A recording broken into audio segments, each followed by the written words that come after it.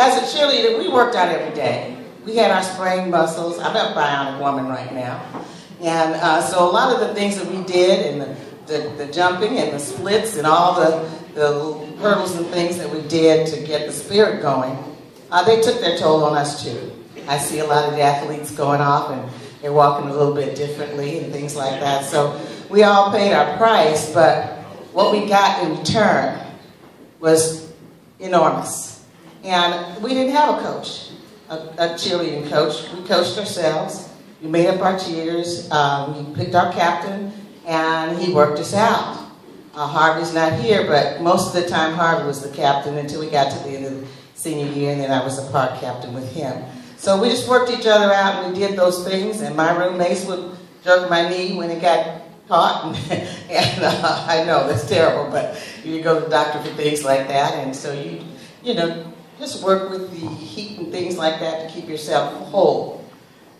But how did you keep your spirit up? Well, you have a lot of energy, and Lincoln provides a lot. You get a lot of friends, and so when they see you down there and you cheering, you're not just a person jumping around. You are a person that they are identifying with the spirit of your team, and they form a personal relationship with you. And many times they feel like you are their cheerleader. So they sit in your section because they want to cheer with you. And that's what you do. You get there before the crowd comes, and you make sure that you're there at the end. And I felt like I was one of the team. And I can tell you how that happened. After one of the football games, the team had been playing, I don't know, Missouri School of Mines, or one of the teams, and you know, the ones had the really big guys. And they played hard. It started to rain. Well, we had corduroy skirts down to the knee, and we had just a regular sweater with an L on it, and you put your blouse underneath. We didn't have anything fancy. And we didn't have all the changes from football to basketball or any kind of rain gear, and we couldn't wear pants because, you know, during that time, you could wear pants on Saturday for about 2 hours. So there were no pants on the football field when you were cheering or in the stands. So we were there and we were drenched. The guys were wet and we were wet. But we had nothing to cover ourselves with. So after the game, well, first of all, we were winning the game. And so you can cheer a lot harder when you're winning the game. But as we got to the end, the last few minutes of the game, we lost that game.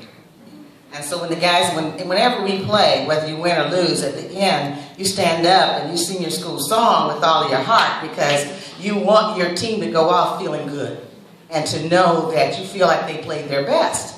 So as they go off the field, I'm standing there saying, great game, you know, you guys played hard, you know, I'm doing all my cheering things on the end. And as they left, and I was standing there wet, and I had put on a trench jacket, they were muddy. And they just shared their mud with me. They wiped their mud on my clothes. Okay? It may sound bad to you, but I think that as they went off, they were muddy, I was wet, I was cheering them, and they wanted me to be a part of what they were having. So they gave me part of their mud, and that's the way I took it. And we just bonded. We bonded that way, and that's the way we felt every time we went out. They were my football team. I was their 12th player. I was the 6th basketball player. There was no separation. You know, I had to be there. So that's kind of the feeling that we would have. And I can't read my notes, so I'm just going to keep moving because we're going to get out of here. I just wanted to say that Lincoln did a lot for me. As you can see, I never stopped moving. I never stopped going to school after I left here. And I've been a cheerleader all my life. And I'm always trying to bounce around. Like I said, I'm bionic now. I don't bounce too high, but I still do that. And try to do my best to be a part of any area that I'm in. So, and I'm always pushing people forward. And there are some cheerleaders here. I know Deborah's here. She didn't come in for me, but she's here. So, any cheerleaders here, would you stand up? Because I'm here for you, too. Any other cheerleaders here?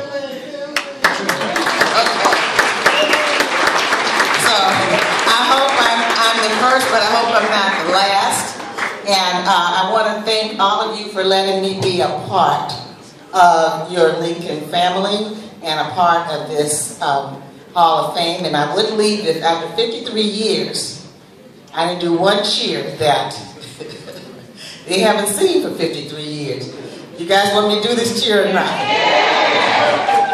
It doesn't even have Lincoln in it, but it's my hallmark, so you have to follow me and just say what I say. You